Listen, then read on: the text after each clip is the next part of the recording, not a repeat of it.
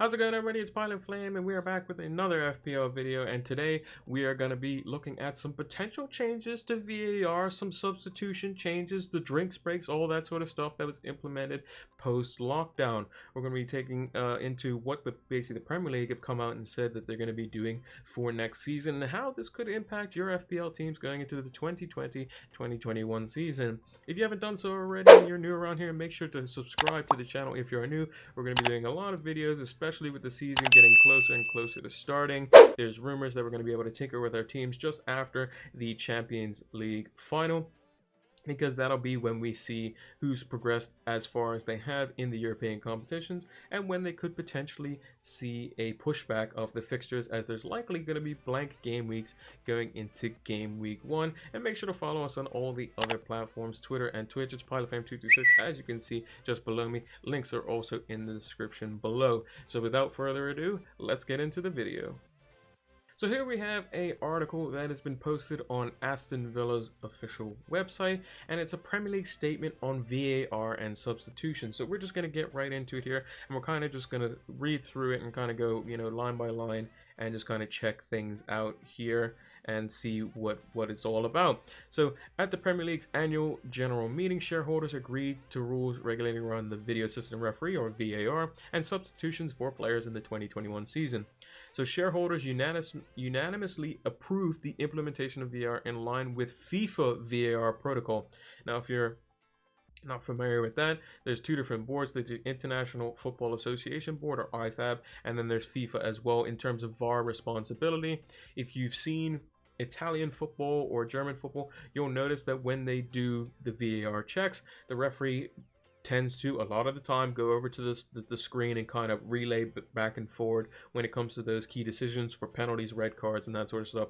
Whereas in the Premier League, they kind of just rely on the man in the area to tell them whether it is or is not true that their decision was right.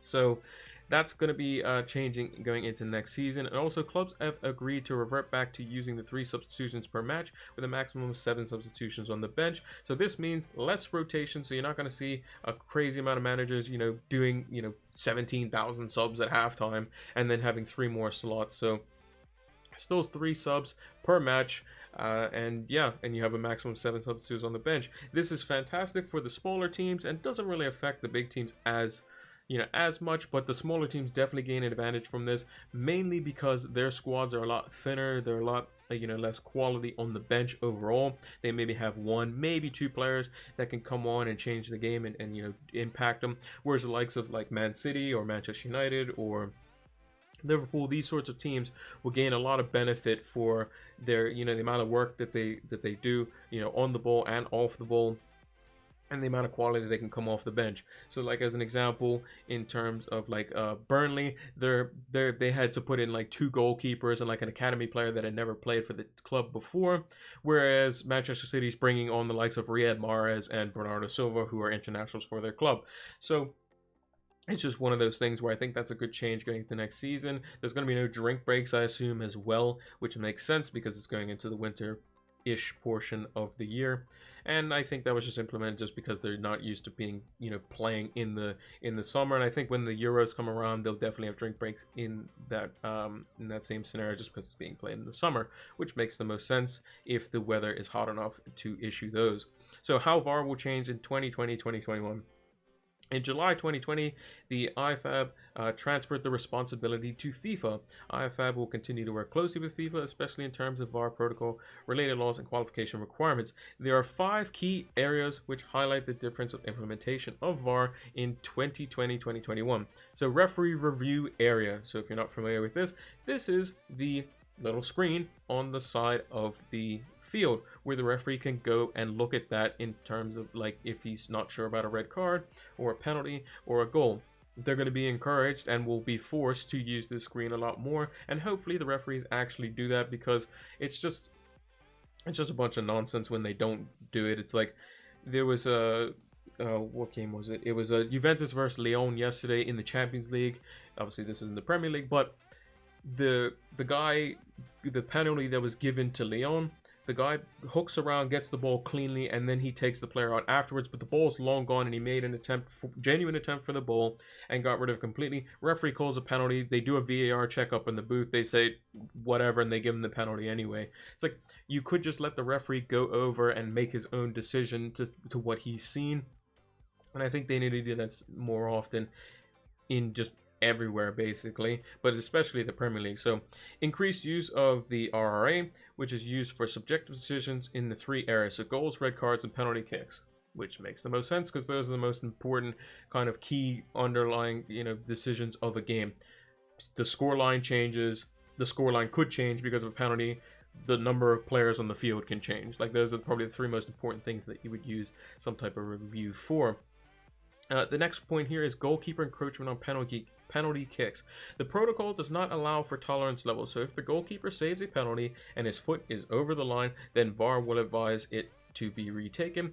If the goalkeeper is off his line and the ball hits the post or goes over, it won't be taken unless the keeper has a material impact on the kick being missed. So if somebody goes to take a penalty and they basically rattle it off the bar, and the keeper was just slightly off his line but doesn't actually touch it, then it doesn't really matter too much.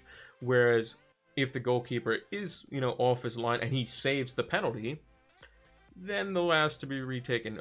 In my opinion, I think that a goalkeeper being half a foot to a foot off his line, as someone who played goalkeeper, doesn't really change too much. It's just a matter of, if you're able to get a few feet out, then it does close the angle down quite a lot in terms of visually for the player taking the penalty. But like, if you have your heels like on the line and you go up like half a shoe size like off the line, that's not going to be that big of a difference. But they have to obviously put a rule in place, because if there's a gray area, then there's going to be all kinds of arguments around that. So I understand why they're doing it, and it makes the most sense to do it that way, in my opinion. Player encroachment on penalty kicks. It is now judged on any part of the player's body that is on the ground when the kick is taken. So the part of the foot is on the penalty area or arc line. So if any part of the foot is on the penalty area or arc line, it is considered encroachment. So you have to be outside of the actual white lines of the penalty box and the D. And that is for parts of the body that are planted on the ground, so that's going to be your feet.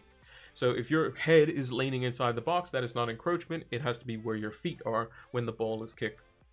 The players must still have material impact on the outcome of the kick. So if, for argument's sake, the guy goes to take the penalty, a player does technically encroach, he steps inside the box, and the ball, the keeper saves it off the post, or it goes in or something like that, then it's not going to really matter too much. It's only if, let's say, the keeper saves it, it drops down, that guy who encroached then taps it in the back of the net, then you're going to have that kick retaken.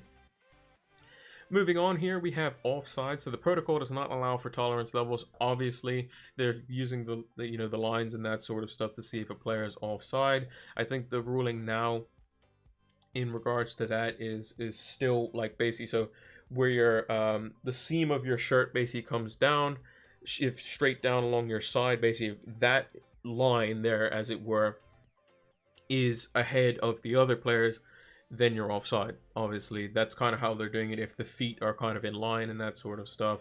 And that's also going to be similar to how they're judging the handball rule. There's a patch that's going to be on the side of their shoulder. If it is below that patch in any way, they're going to call it a handball. If it is above that patch in any way, then they're not going to call it a handball. So if the ball strikes directly on the patch, I think they're going to call it a handball still. But if it's directly above, then it's considered shoulder. If it's on or below, I think they're going to be calling it handball. They haven't done anything officially on that, but I think that's how they were judging it. And there have been some pretty questionable handballs in the Premier League, especially this season.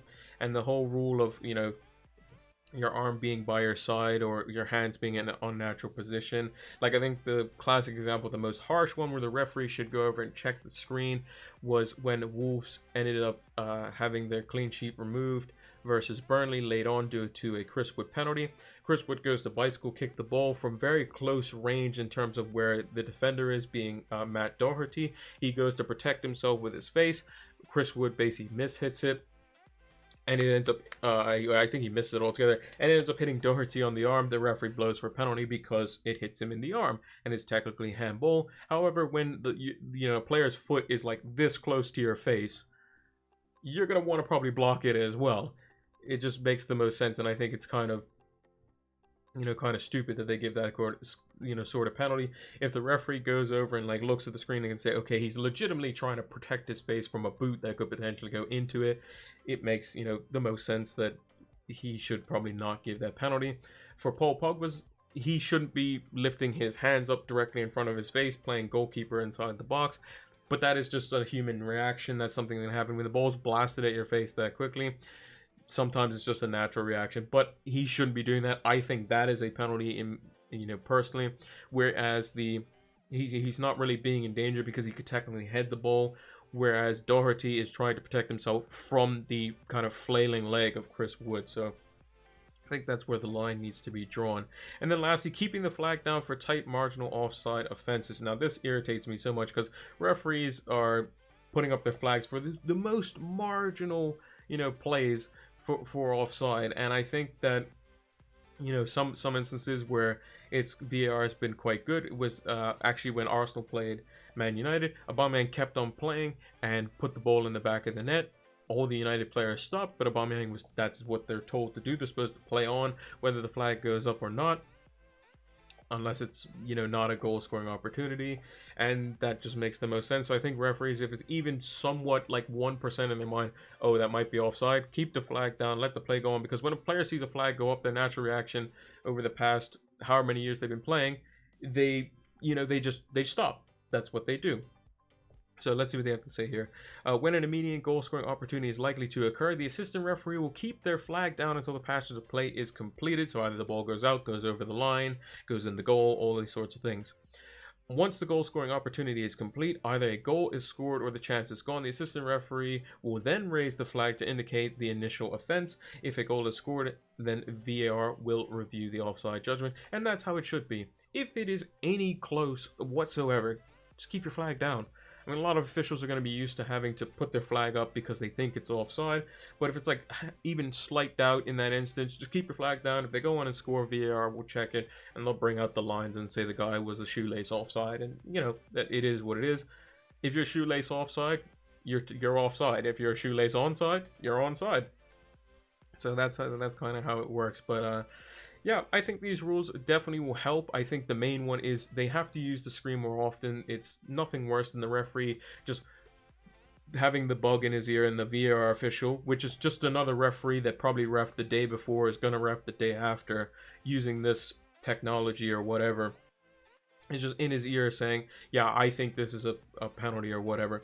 What the VAR official should be only telling him whether he is or isn't right is offside, because that's definitive. You're either on or you're off. Penalties are subjective. Red cards are subjective. Those sorts of things are subjective. Offside isn't. Is the guy ahead of the play? Is the guy behind the play when the ball was kicked? That sort of stuff.